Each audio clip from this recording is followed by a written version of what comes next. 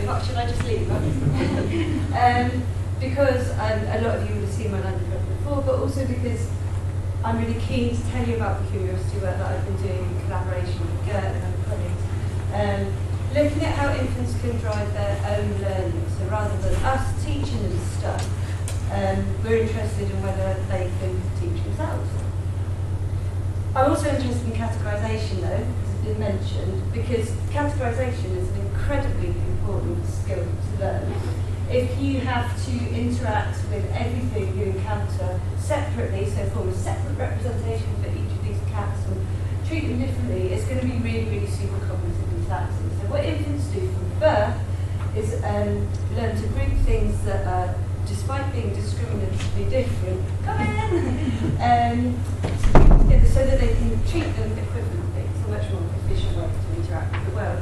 And because categorisation begins so young, it's a really useful means for psychologists to test what infants are learning. So typically we do that in this kind of study. Sorry to people like Alyssa who know this inside out. We will familiarise children with pictures of members of a category. And there'll be different examples, but they'll be all in the same category. You might do that for, say, 10 seconds per trial for 10 trials, something like that. It varies. Then you show children two categories, two new pictures simultaneously. One of them belongs to the category that they've just seen, and one of them is a member of a different category. Now we know that infants have a novelty preference, so they'll look for longer or even play with more stuff that's new to them relative to things that are familiar.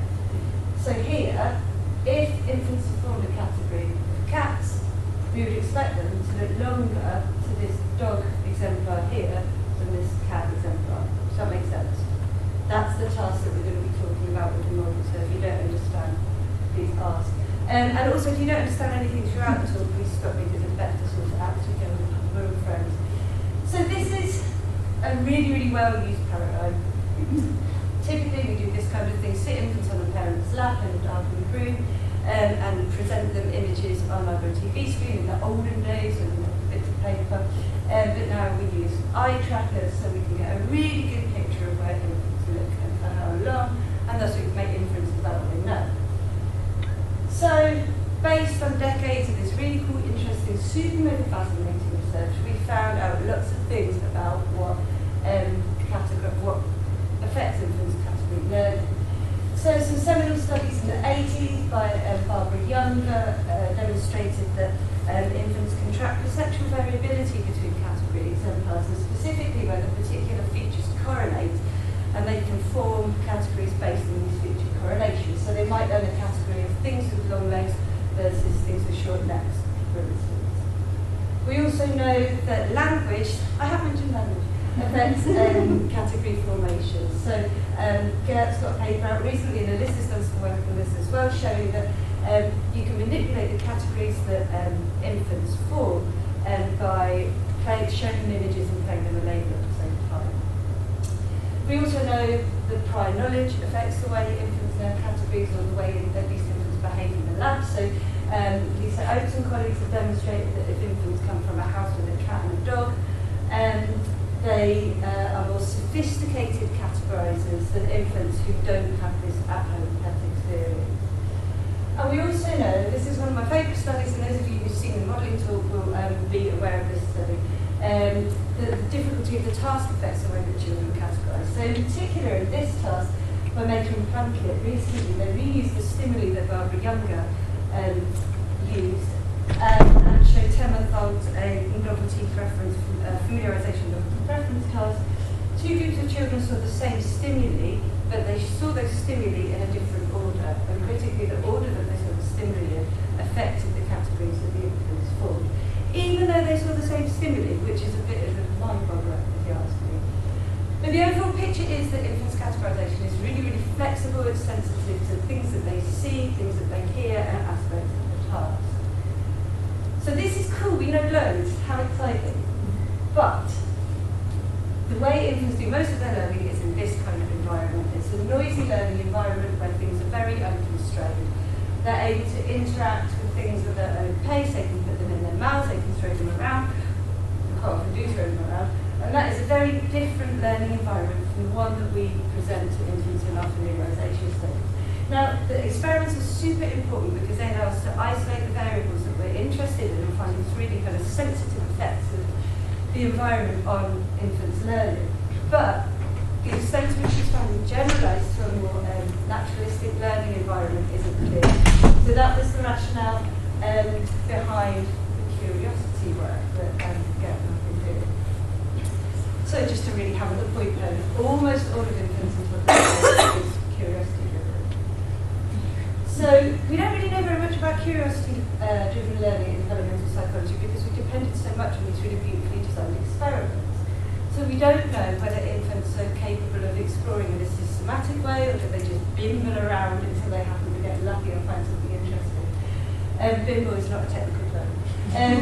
We don't know if they do impose structure on their learning environment. There's some evidence to suggest that they like intermediate difficulty, so our studies are listed, but that's less good studies. But really we don't know what kind of level of complexity in the environment best supports their learning. Oh, and that's my last point. So these are all like really important questions to answer. The field is suddenly becoming quite interesting. There's been an even bigger surge of interest in curiosity-based learning in the computational reinforcement literature world, where the idea of incorporating a biologically inspired learning mechanism into an autonomous learning system could optimise learning because the robots and computational systems that they're developing are learning in the environment that humans learn.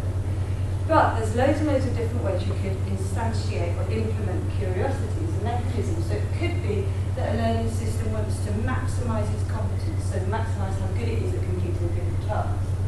But equally, you could get a system that learns by just attending to the most novel thing. So that's a bit like what infants do when their behaviour is being driven by a novelty factor. It could be that they want to increase the learnability of the actual task. So you learn in such a way that when you do those tasks next time it's easier.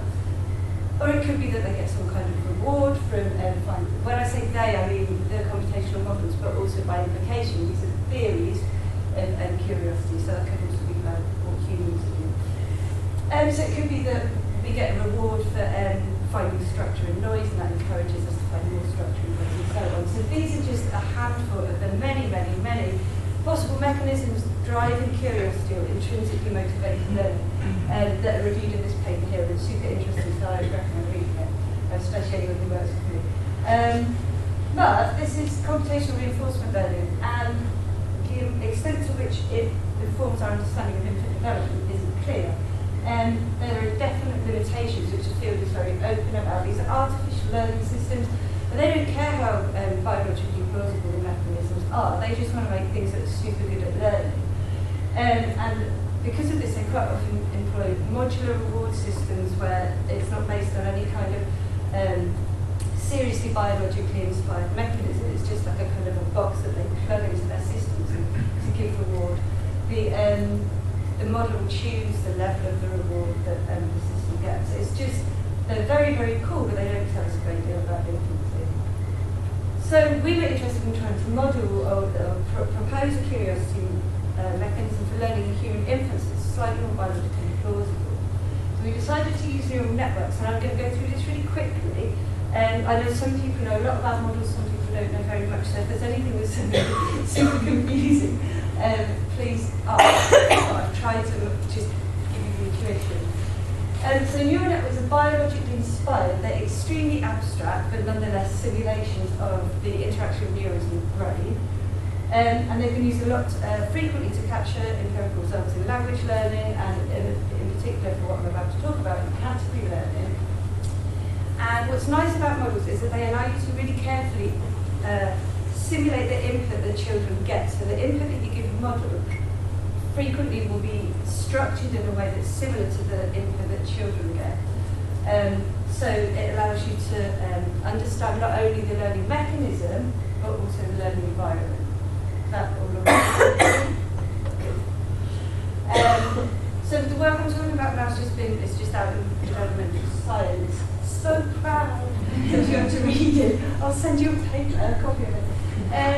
So this is the structure of an autoencoder, which is a really simple neural network, and is the one that we used in our study. Autoencoders take numbers as input, feed those numbers through these weights, which allow more or less amount of activation to travel to this hidden layer. The activation is put through a function on the hidden layer, and then it goes out again and through more weights onto the output layer.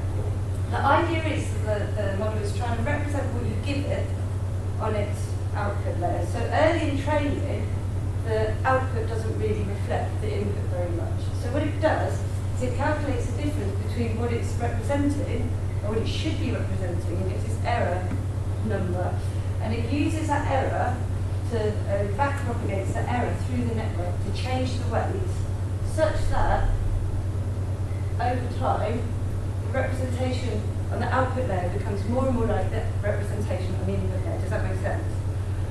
Basically, autoencoders learn to represent what they see. That's the only thing you take away from the modelling section. That's what you need. That's what I know about modelling. So we wanted to make a curious model. So as we know, infants encounter stimuli in a fixed presentation order in these novelty preference studies. But in a curious model, so infants and models, I should say, models have been used to capture this experimental paradigm. Curious models should choose which stimulus to learn from them based on some kind of notional curiosity mechanism. So the idea would be, you give the model a stimulus, and then you say, well, which one do you want next? And the model does some kind of sum, and then chooses the one that it can learn best from. That's the general idea of what we're going to do. But we need to work out what sum the model needs to do. So how does the model choose which stimulus is going to be best for learning in the next step? So we wanted this to be based on what infants do. And we know that babies engage with things based on perceptual features of the learning environment. We also know they have this novelty preference. So we want to build a curiosity mechanism that takes into account both the learning environment and the internal states of the model. So that's what the model knows. Does that make sense? Cool. So if we assume curiosity is a drive to maximise learning, which is an assumption but seems like a reasonable one, in autoencoders, this is where there's going to be functions. I've tried to keep it in a minimum, but we update that weight. We do the backpropagation of that error in part using this function here. So this is what drives learning in these models. So possibly we could use this as a way of calculating curiosity and allowing the model to maximise its own learning. Does that make sense? This is the learning mechanism. So maximising the output of this function should lead to good learning. So that's a plausible curiosity mechanism. But we also have these criteria of what the curiosity mechanism needed to include. So we wanted it to depend on the learning environment and the internal states of the model. Well, this term here reflects input, the difference, sorry, I should have said input, output, just to highlight that. This reflects the difference between what the model knows and what the model can see at the time. So this bit of maths reflects or takes into account features of the environment. This is the other half of our curiosity mechanism, and this reflects how much the activity in the network changes over learning. So it's like the network's plasticity, basically, but it hasn't got an explicit reference to the environment. So this is about the model's rate of learning. So this part takes into account the model's internal state. So taken together, these two terms meet our criteria for a psychologically plausible curiosity mechanism. So what we did was take our autoencoded model that I described earlier, used stimuli from existing categorization studies, and converted them into vectors of numbers to use as input to the model. So I sat with a ruler and measured these stimuli, which was super fun. And then each of these measurements represents a particular feature of these stimuli, and they can take different values. So you can get different shapes of stimuli, long neck, short neck, etc. So the different things are the different features are the difference between the ears, the length of the neck, the length of the legs, and the thickness of the tail. So you can take these four elements, make a vector out of them, normalize the vector to lie between 0 and 1, and use this as inputs to the model. So each one of the neurons in the input layer of the model reflects values of one of these features. And that's where you get the stimuli into the model, and that's where you're modelling the learning environment that infants get. So our training of the model is analogous to a novelty preference familiarization task. So we showed the model one stimulus, by which I mean we gave it one element, one vector element, or one vector of numbers, followed by another, followed by another, followed by another. We didn't fix the order in advance though, so we randomly, before it started learning anything, for each of these potential stimuli, it looked at it at once and calculated a value for this curiosity function. Didn't learn anything from that, it was just calculating the curiosity function.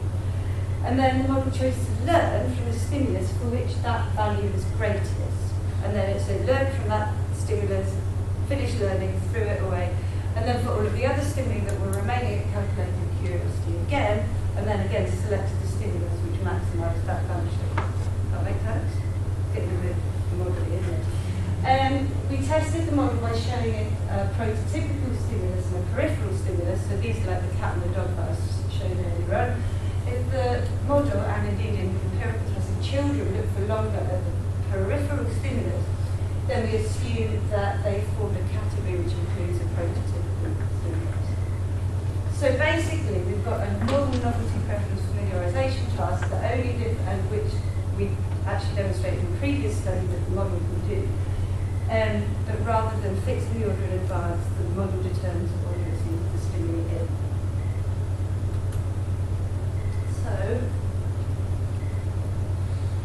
So I've already said that our dependent variable is the proportional error to the peripheral stimulus. This is quite a standard proxy for different kinds of modelling work, although we were discussing it yesterday, maybe there's other ways of doing it. We also wanted to know what kind of structure the model imposed on its own learning environment. So did it choose sequences that were really simple, sequences that were really complex? Luckily, because we've got stimuli that are vectors, you can calculate the Euclidean distance between them. So this bit, if you've got one vector that looks like this and one vector like that, it's this distance here, a bit like Pythagoras. And that allows you to get a kind of a proxy for the kind of perceptual distance between the stimuli in a sequence. Katie, what's proportion error to the peripheral stimulus? Do you mean how often the model, or how much the model chooses the peripheral stimulus when it shouldn't? It's so the network, do you remember I was talking about back-propagating error across webs. It's the difference between the model's representation and what the model's actually seeing at the time and the target. So if you've got more error, it means that the stimulus that it's seeing is more different to its internal representation. Okay. So the idea is that it's a kind of So it should get bigger as it learns because it's peripheral and the category is the other thing. Yeah, so I guess the error, actually, would that be the case here, that error to the peripheral would get bigger as the model learns a more robust category. Okay. Yeah. And so it doesn't always learn a category. Well, in fact, this one does, but they don't always learn a category. They're quite good. These models are really simple. They don't have much noise in them, so they have quite good category. But does that answer that? Yeah. So to calculate our complexity metric, we took the Euclidean distance between the successive stimuli that the model chose, and then took the average of that. So for each order of stimuli that the model chooses, you get a complexity value. So we also, you don't need to pay too much attention to this, and I don't want to bog people down, but we wanted to do model comparisons. We wanted to check whether the different components that we included in our mechanism were actually important for learning. So we had 3 other methods of stimulus selection. One, which just took Euclidean distance between stimuli, so the next stimulus you learn from is the most different from the one that you're currently learning from. So that's just looking at environmental factors. This one, we took out any explicit reference to the environment. So this is just learning based on internal state. And this, we were asking the model to maximise the difference between its internal states and what it saw. So this was maximising the subjective novelty of the next stimulus that it chose. So basically, this is a curiosity mechanism that we've taken out various components to see how important they are. So these are the results. On the y-axis, we've got this error measure that I was just explaining to Lena, and then we're going to have our 4 conditions up here. So this is the learning of the curiosity condition. Now the learning is really strong in this model. That's like 0.97 or something. And the y-axis is cut off at 0.75.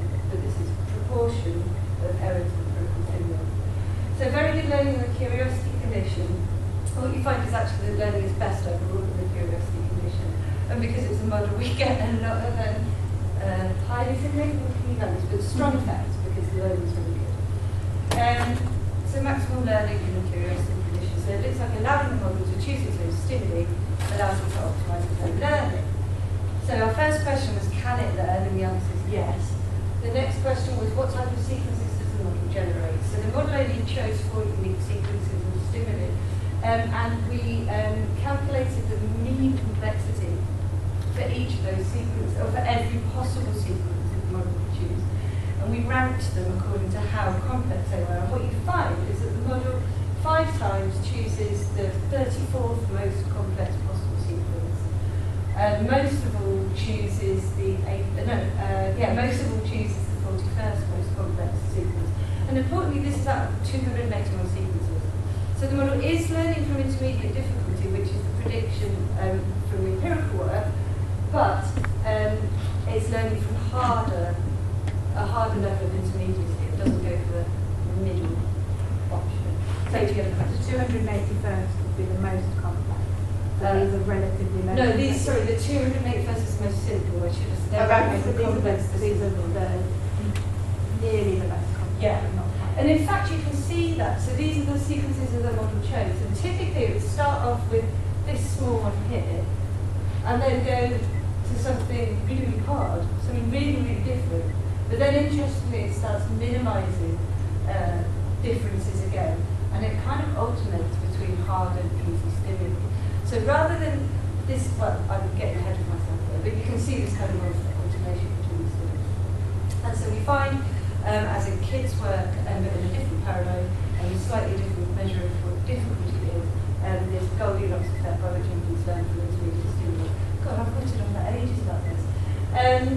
So I've just talked about this.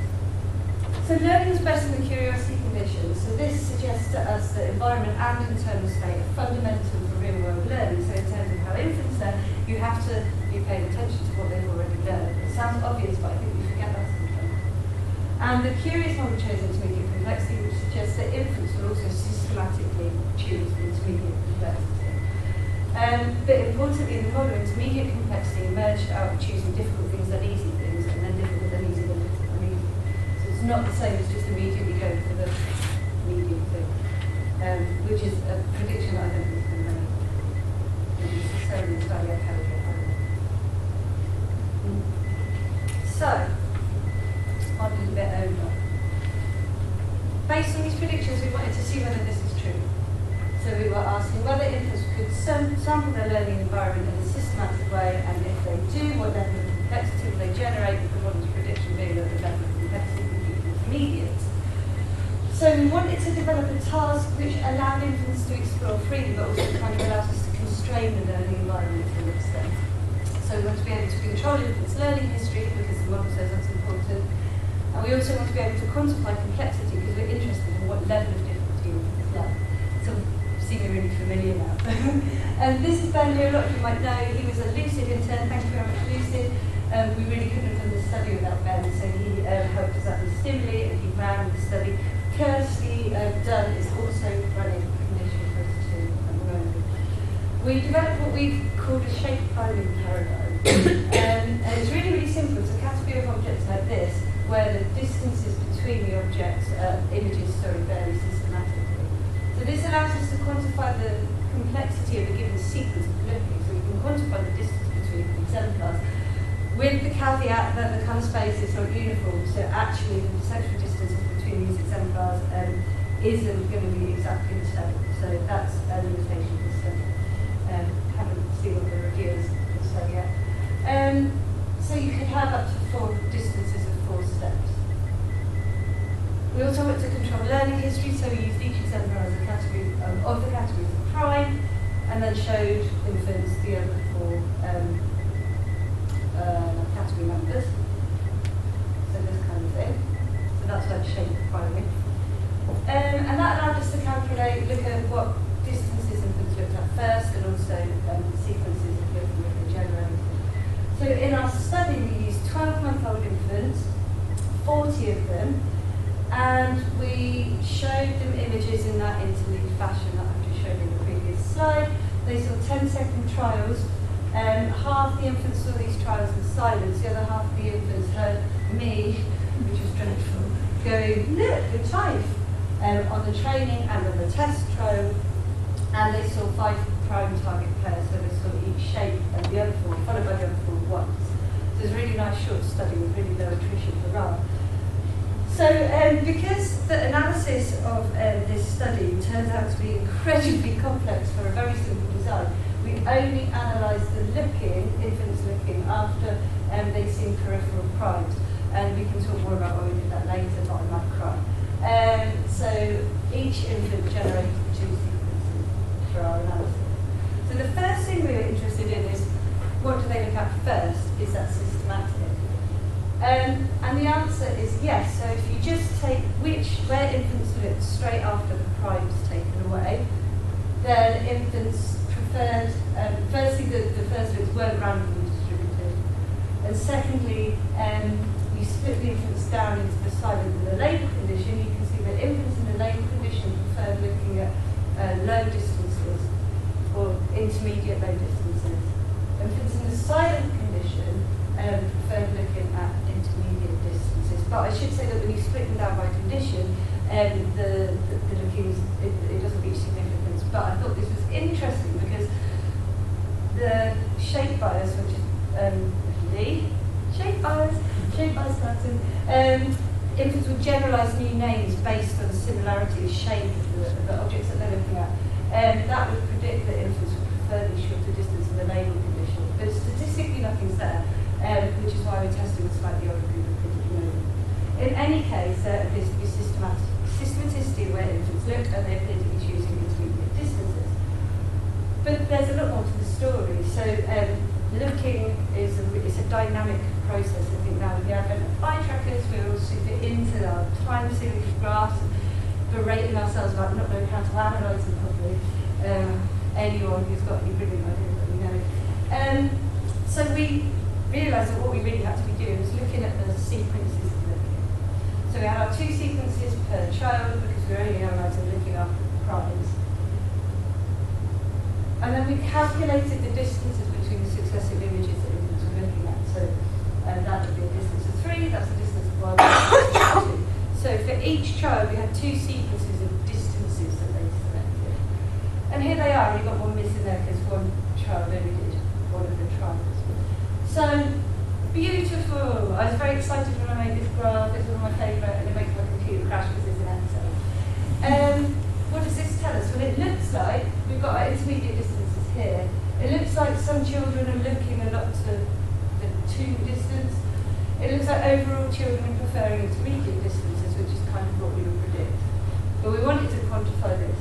Sorry, is this first one unlabeled? You're not allowed to ask questions. Of course. Supposed to know.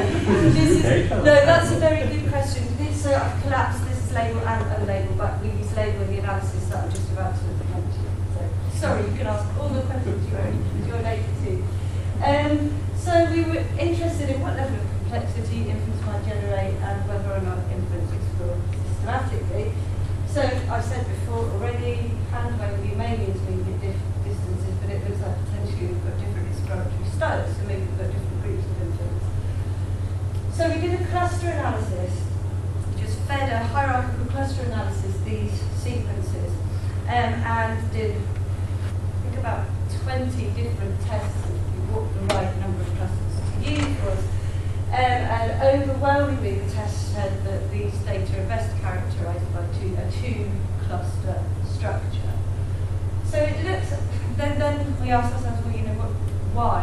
What are these clusters? What does it mean? And there's quite a lot of different options. So Gert mentioned label. It could be that these are the children who didn't hear a label and these are the children who did hear a label, or it'll be the other way around, because these look like they're overall preferring more similarities. So that's one option. It could be that it's as simple as the prime. So remember, we've got the two sequences per child after the 2 peripheral primes. It could be that that's what's driving this cluster structure. It could be that some of the sequences are more complicated than others. So a way we can quantify complexity for sequence data like this is to calculate Shannon entropy. And there's a package in R I can tell you about that allows me to do this. It's very useful. So we calculated the Shannon entropy for each of these sequences. It could also be the amount of time, it's the degree of preference for a particular distance that infants showed. Could be all of these things. So we use these to predict the cluster membership of a given sequence in a logistic regression. And we found that it was infants looking to enter distance 2 that predicted the membership of the cluster membership of a given sequence. So the only thing that's structuring these data is infants' preference for intermediate difficulty. That's what we found. But I think there's probably other ways of analysing these data. So if anyone has any thoughts, I'd be really grateful to hear them. So, in our 2D eye tracking task, infants did show the systematic visual exploration, both in their first looks and in the sequences that they generate. So, as predicted by the model, hurrah, infants generate sequences of intermediate complexity. And it's important to remember this is a very kind of high-level prediction, because we could have said that infants will select sequences of intermediate complexity based on the stimuli that we showed the model what we have, and we generalise this to another task. We are at Manchester hoping to test a more specific prediction. So that's really cool, but again, that's still quite a constrained task relative to infants learning in the real world. So, what happens in the real world? We decided to, this is work that Han has been doing on the Curiosity Project. We needed to have a similar task where we control the complexity of stimuli, but we need to do it with 3D objects. So this is where the controversial 3D printer in the file comes from. Han, it turns out it's really, really difficult to design a series of 3D objects that vary in perceptual or very complexity in a kind of a continuous way. It's really, really, really hard. But this is what Han came up with. I absolutely love them. So we should have bought them actually, shouldn't we? They're just about this big, simple plastic shapes. They've got spots on the bottom that allow us to video code what children are doing later.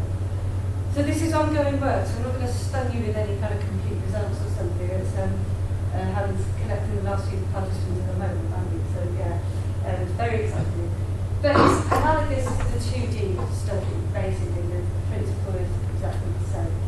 We have 3 sets of stimuli so that we can say that it's nothing to do with the colour of the stimuli. And then this time, within each set of stimuli were the same colour, so the distances that children were choosing is based on the shape of the object. So kind of the stimuli are more constrained, the task is less constrained. So that's a big picture of the microphone. So the other thing I haven't mentioned is that we did this task using head-mounted eye trackers because based on the findings from the Indiana group that what infants see is very, very different to what adults see, sometimes surprisingly so. So it's important that we're analysing the information that they actually get rather than the information that we think they get. So I'll show you an example of the head-mounted. Oh, this is a video from one of the head cameras, it's not coded. So this is the procedure. So give the child one of the prime shapes. This is the general procedure, I'll give you more detail in a second. Let them play with it. Let them throw it at you. Throw it at them now. And then the 18-month-old. Give them the rest of the shapes. So that's like the second trial on the right-hand side. So we're interested, basically, well, I'm getting ahead of myself. But you can see that it gives you a nice picture of what the infants or the children themselves are actually seeing, rather than what we as adults see from our third-person perspective. So is the prime still the end of the sequence? Yes. So yeah, I think I probably should have told you about the design bit before I showed you the video. But I'll come on to that in a second. But yes, when you coded the data, you get this kind of thing. So there's a bit of software. These are positive science head-mounted eye trackers. Other systems are available, but these ones have been. These are the ones that Karen Adolph's lab were involved in. And so they're supposedly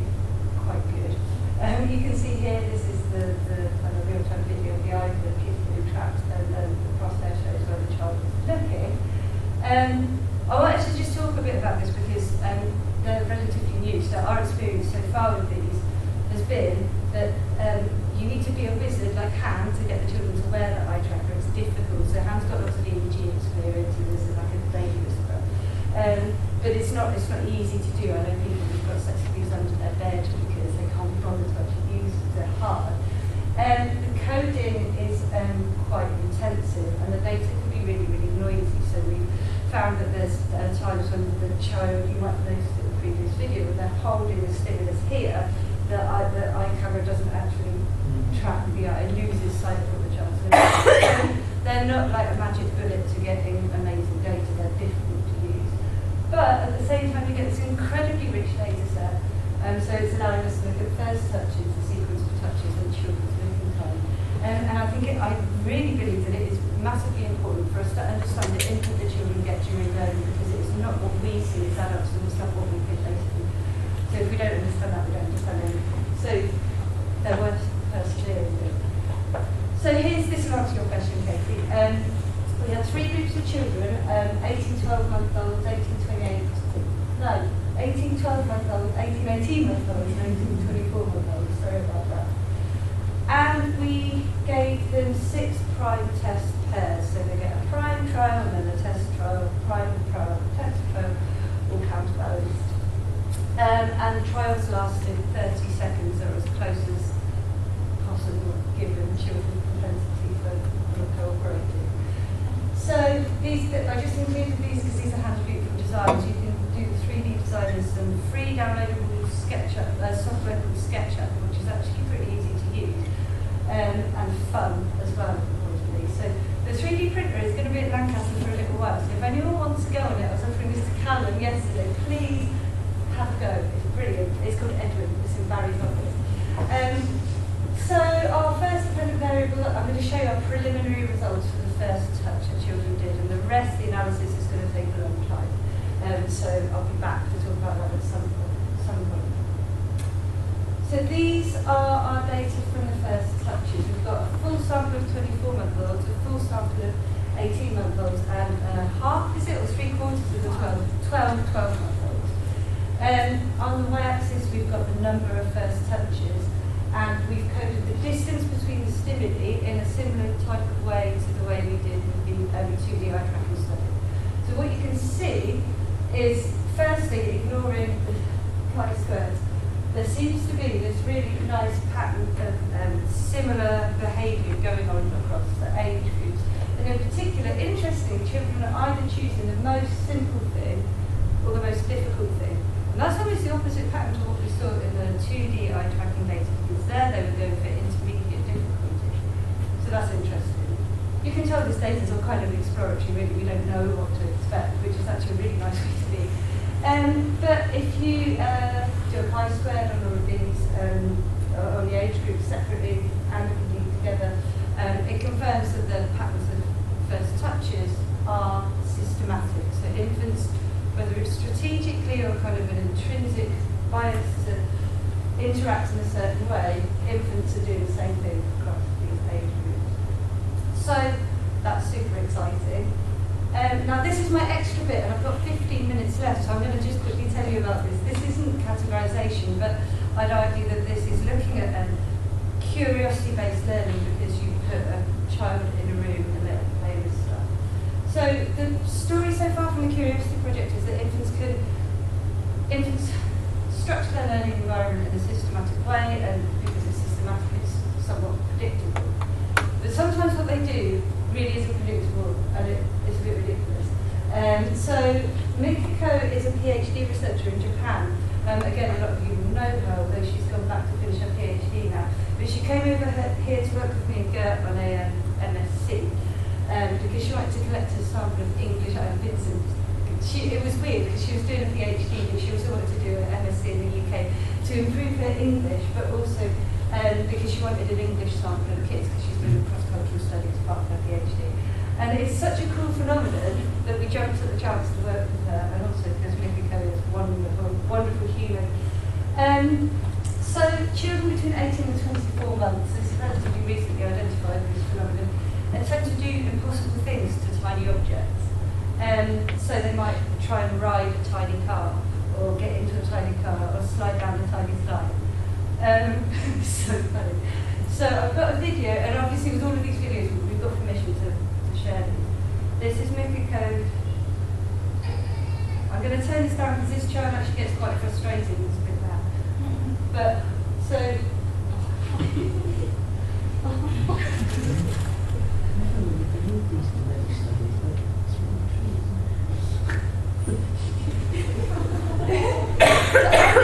I think, yeah, you felt the same, didn't you? I didn't really believe that children would actually do this. I don't have my own children, so I don't have that experience to fall back on. But so not only did I not believe they did it, I didn't believe they'd keep on trying to do it. Like, something's not working here, mate. But it's actually a relatively common phenomenon, so there's nothing particular about this child having trouble. That is just, they made this mistake at this age. And they make this mistake with lots of different inputs, not just in playing with toys, they make this mistake with tools, and in other domains as well. So yeah, poor little lamb, he wasn't the only one here. So glad the video as well. So, there are various accounts of what the scale error might emerge from, and this is new to me, and I think there's probably going to be lots of variables which contribute to it. But the main kind of theoretical idea is that it's a kind of a perception-action dissociation, where children are unable to integrate representations that they hold of the things that they've been playing with, and the information that they're getting in the moment. So, I've really done this in the wrong order. In these tasks, to elicit scale errors from children, experimenters give children some life-size toys, so like one of those little Pikes cars. And they allow kids to play with the toys for, I think, about 5 to 10 minutes, something like that. And the experimenters in the room, and the parents in the room, and everything's lovely. And then the mum and the child, or the dad and the child, the caregiver and the child, leave the room, and the experimenters sneakily replaces the big toys with tiny ones. And then the caregiver and child come back, and the child's allowed to play with the toys again. And you don't mention the size of the toys, but you're not supposed to. And you find that children make the scale error. So that's just the general methodology. But it doesn't just happen in a lab, children do it spontaneously. So the idea is that the familiar miniature toy that they see, familiar, so it's like a car, or a table or something, or a slide, activates children's learned category representations, and this representation includes a mental program of how to interact with the toy. So normally, children encode the size information, and this inhibits this mental plan, and then there's no error committed.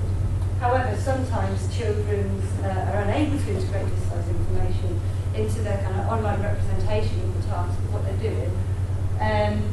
But the visual information that they do get is sufficient to calibrate their actions when they perform on the car, and so they commit a scale error. But nobody really knows what's going on, so this is just Delocious, who's kind of been one of the main people who've been interested in this is kind of her account. But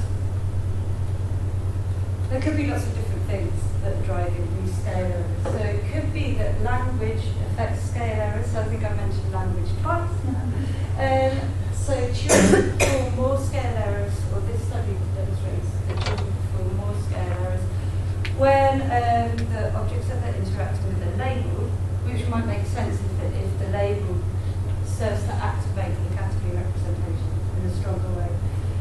Mikiko has done some work that shows that the infant's understanding of size interacts with the likelihood of producing the scale errors. So specifically, infants who are really good at encoding size are less likely to make scale errors, so that makes sense. Judy Delocious has got this theoretical, I don't know whether that should be a capital or not, so I apologise. She's interested in the idea that inhibitory control can play a part of it, so inhibiting the kind of the category representation when you see the small toys, although Mikiko in this study didn't find any evidence for that, but obviously it's no results of these will work. Mikiko came to us with the idea that infants' ability to learn categories might relate to their scale error, and I'm afraid this is also also ongoing, so I haven't got any results for you. But what she did was ship these over from Japan on the plane, so that big, so the slide broke, we had to buy a new slide. And then she made these little tiny replicas, which is really, really cool. So she wanted to do a typical scale error task where you give the children the big toys and then go swap them to the small toys and see what they do.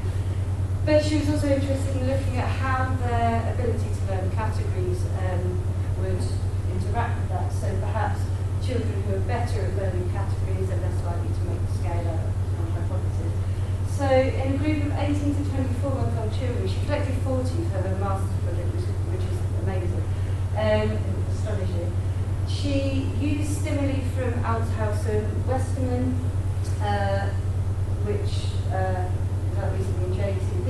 This is a categorization study with 10-month-old children, but Lincoln was using older children. They showed infants in this paradigm, which I've talked about a lot already, novelty, familiarization of the preference paradigm, a category of novel animal objects, and then showed them category peripheral and category prototypical novel stimuli, and took the preference for the category peripheral stimulus as an index of category of it. So that's what Althaus and Westermann did, amongst other things. There's a lot more to that study. Mikiko just repeated this and calculated a novelty preference score for each child, and then used that to predict whether or not they made scale errors in this task. So what I can tell you is I think 15 out of 40 children made the scale error, and most of them made more than one scale error, so if you do it once, then you're likely to do it again. But we're still waiting for the results of the relationship between the category learning and the scale error. So I'll let you know as soon as I know for sure. So, I told you this was going to be short. My talks are always short, even with children. The initial question we had was, do infants, are they equipped, are they capable of imposing structure on their learning environment? Can even these young infants drive their own learning? And although this work is not yet complete, the picture seems to be building of curiosity-driven learning as a real-world learning. Most of the learning infants do is being systematic, which I think is amazing. So children don't passively absorb information, and as adults or as parents, it's not our job to sit there and teach them everything that they're going to learn, because they're perfectly capable of doing a lot of it themselves. But also at the same time, they're not randomly exploring. So going back to bimbling, they don't do the bimble around the world, they're doing something systematic. Although babbling is a very important driving force in early learning, so there is a place for kind of random exploration as well. But the overall picture is that infants can impose structure on their learning environment to direct their own learning. Clever babies.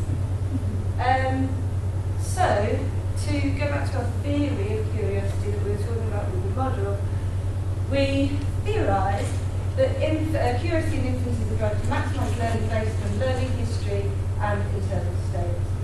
So the prediction was that infants' curiosity-driven category learning leads to systematic structuring of the learning environment.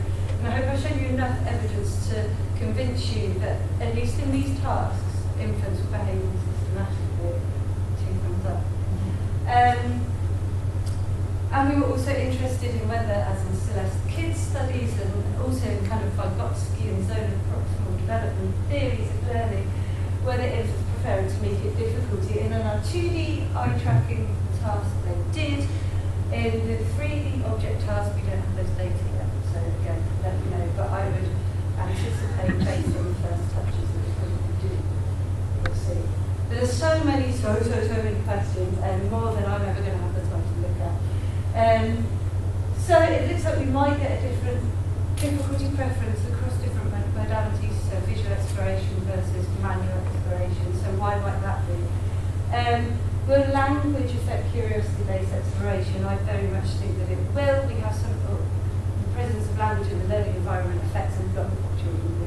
So it's likely to also affect how children are freely exploring their learning environment. So that's something we're going to talk about with something, Hannah and I should say, sorry, about how to follow up the study that she's running at the moment. We also, this is a really big question. This is kind of the elephant in the room. So we claim in the model that it maximises its own learning. But in none of these studies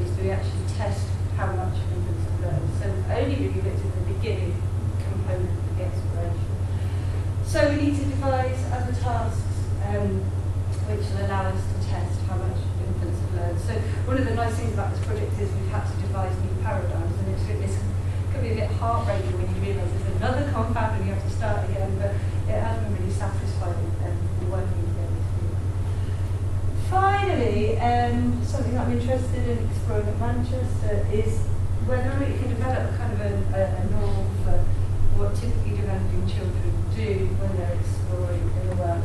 Because it's possible that you'll see atypical patterns of exploration in atypical development, and depending on how much you believe that the input structures the learning, it might be that atypical exploration leads to atypical input, which can have an effect on children's developmental trajectory. So that's like a massive project, but it would be quite interesting to look at that soon. So my overall story is, and I want to bring it back to language because I really do care about language, honestly, is that it's all part of one system. So we have to understand him, we have to understand what he does with these, but we have to understand it critically in the context of the learning environment. And language is part of that learning environment. So the way I see it, this is a system, and you need to understand all of the different components of this system if you want to understand anything about development. So that's kind of my approach to my work in Lucid as well, understanding the developmental system. And I think I said that. Yeah, so understand the interaction between the learner and the environment is critical to understanding development overall. And that's it. So thank you to the team, Curiosity. Marina's up there as well. I didn't talk about your research in this talk, sorry, but it's awesome. Thank you